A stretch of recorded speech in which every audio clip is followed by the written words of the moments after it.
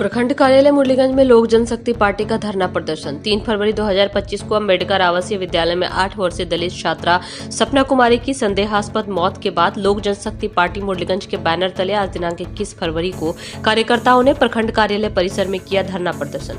विद्यालय में पढ़ रही छात्राओं को उस समय पर भोजन न मिलना, शुद्ध पानी और कई छात्राओं के कुपोषण का शिकार होना जैसी कई गंभीर बीमारी का आरोप विद्यालय प्रबंधन पर लगाए गए। इस धरना प्रदर्शन में मधेपुरा लोजपा जिला अध्यक्ष दिनेश कुमार पासवान, अतिपिशा प्रकोष्ठ के अध्यक्ष विकास शर्मा, मधेपुरा बिहारीगंज विधानसभा प्रभारी रंजीत कुमार रमन, लोजपा मुरलीगंज प्रखंड अध्यक्ष बबलू यादव आदि शामिल रहे। साथ ही सभी ने प्रदर्शन के दौरान 10 सूत्री मांग पत्र प्रखंड विकास पदाधिकारी के समक्ष रखने की बात कही। मांग पत्र निम्नलिखित प्रकार से है। पहला, मृतका छात्रा सपना कुमारी की हत्या की सीबीआई जांच हो। दूसरा, मृतका छात्रा सपना कुमारी के परिजनों को 25 लाख रुपए मुआवजा मिले। तीसरा, मृतका छात्रा सपना कुमारी के परिवार के किसी एक सदस्य को सरकारी नौकरी दी जाए। चौथा, अम्बेडकर बालिका आवासीय उच्च विद्यालय मुरलीगंज के सभी छात्रा की मेडिकल जांच हो। पांचवा, अम्बेडकर बालिका उच्च आवासीय विद्यालय मुरलीगंज में एससी एवं एसटी समुदाय के ही शिक्षक और शिक्षिका बहाल हो। छठा, आवासीय विद्यालय में दिन और रात्रि प्रहरी के लिए महिला गार्ड को बहाल किया जाए। सातवां, मृतका छात्रा सपना कुमारी के हत्यारों के ऊपर एसपीजी ट्रायल पर अविलंब अभियुक्त को गिरफ्तार किया जाए। आठवां, अम्बेडकर आवासीय विद्यालय के फॉरवर्ड समाज के शिक्षक एवं शिक्षिका को अविलंब हटाया जाए ताकि एससी एसटी के बच्चों के साथ किसी प्रकार का भेदभाव न हो। नौवां, मुरलीगंज थाना कांड संख्या 5325 को उच्च स्तरीय अधिकारियों से जांच करवाया। और 10वां, मृतका छात्रा सपना कुमारी का पोस्टमार्टम रिपोर्ट को सार्वजनिक करे। 26 जिला पूर्णिया की लड़की थी जिसमें हमने बढ़िया पुलिस नहीं रहता है। जब तक पोस्टमार्टम रिपोर्ट नहीं आता है तब तक इस पे हम लोग कुछ कार्रवाई नहीं कर सकते हैं। लेकिन शुरू में बात चला कि पोस्टमार्टम रिपोर्ट कठोर है, लेकिन बाद में पता चला कि पोस्टमार्टम रिपोर्ट बदली गई है। इसका मुख्य उद्देश्य था कि जिला पदाधिकारी छुट्टी में था और कोई पदाधिकारी चार्ज में, डीएम का चार्ज में था।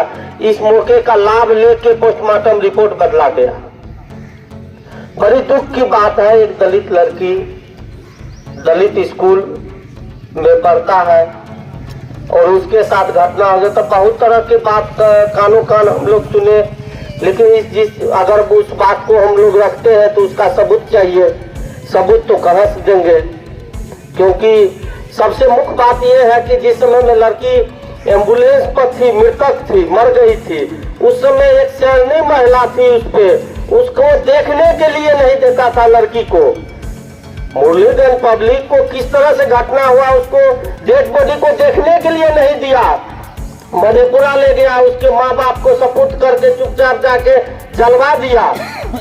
इस सब बात से स्पष्ट होता है कि लड़की को मारा। इसका मुख्य कारण ये है कि प्रत्येक दिन मटन और शराब वह स्कूल में जाता है।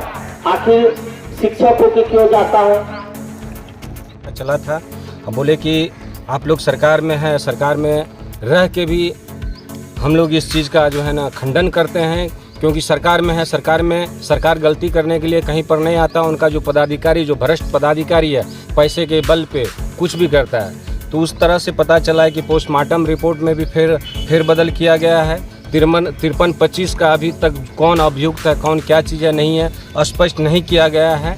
जो मृतिका से संबंधित जितना भी चीज़ है, हम लोगों का 10 सूत्रीय मांग है। अगर हम लोग अपने राष्ट्रीय अध्यक्ष के पास रखेंगे, यहाँ से लेकर प्रदेश जानकारी देंगे। अब इसका सपना कुमारी का खुलासा अगर नहीं होता कि किस प्रकार से इनकी हत्या हुई है, इनके साथ क्या हुआ। दूसरा है कि जो भी छात्रा यहाँ पे हैं उनका सभी का स्वास्थ्य मेडिकल जांच हो कि किस कुपोषण के शिकार हैं, किस तरह से, किनके पास क्या बीमारियां हैं नहीं हैं। दूसरी बात, यहाँ पे पता चला है कि आए दिन रात, जबकि दारू बंद है। माननीय हमारे एनडीए गठबंधन के जो मुखिया हैं नीतीश कुमार जी के रीजन में 2016 से ही दारू बंद है। फिर उनके द्वारा इस विद्यालय में जो सरकारी संस्थान है, फिर आए दिन दारू का, मांस मदिरा का सेवन कहाँ से होता है, क्यों होता है, इसका भी हम लोग चाहते हैं कि इनका भी जांच हो।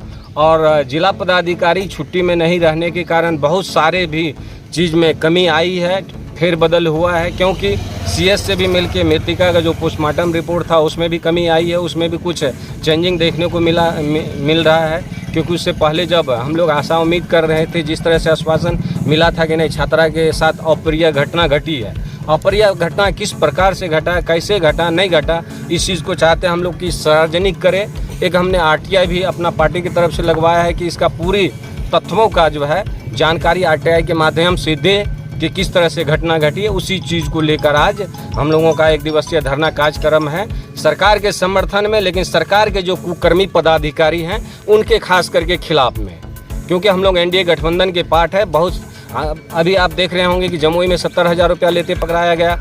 आप देखे होंगे आज से 2-4 दिन पहले बालिका अम्बेडकर आवासीय विद्यालय मुजफ्फरपुर में 8 से 10 छात्रा बीमार थी। आखिर सारी सुविधा अगर जब मिल रहे हैं सरकार की तरफ से, फिर यहाँ पे दो रीत क्यों, कुरीतियों क्यों, आखिर SC ST समाज के बच्चियों के साथ भेदभाव क्यों? तो मैं चाहता हूँ कि जो बालिका आवासीय विद्यालय है SC ST के लिए, उसमें जो भी कर्मी बहाल हो, नाइट और डे कर्मी से लेके शिक्षक शिक्षिका तक, खाना बनाने तक SC ST समाज के ही हो। यह सब सारी चीज़ आज का मांग रखे हैं पत्रकार महोदय। और इस चीज़ को अगर महीना दिन के अंदर धरातल पे नहीं उतारा जाएगा तो हम अपने राष्ट्रीय अध्यक्ष यानी केंद्रीय मंत्री श्री चिराग पासवान जी के पास इस बात को रखेंगे और उच्च स्तरीय जांच करवाने का हम लोग मांग करेंगे। और ये अनवरत हम लोगों का धरना कार्यक्रम होते रहेगा। नहीं मानेगा फिर प्रदर्शन होगा, फिर भूख हड़ताल होगा, फिर अनशन होगा, ये रेगुलर होते रहेगा। क्योंकि आप लोगों की सरकार है, आप लोग सरकार में हैं और इतनी दिन घटना की हो चुकी है, तो अभी तक आप लोगों के द्वारा क्या सूचना दिया गया है सरकार को? देखिए, सरकार को जो भी सूचना, आज जिस कार्यक्रम से हम लोग धरना कार्यक्रम कर रहे हैं, इससे पहले हम लोग सूचना अपने पार्टी के माध्यम से, पार्टी के वरीय अधिकारी के माध्यम से हम लोग दे चुके हैं।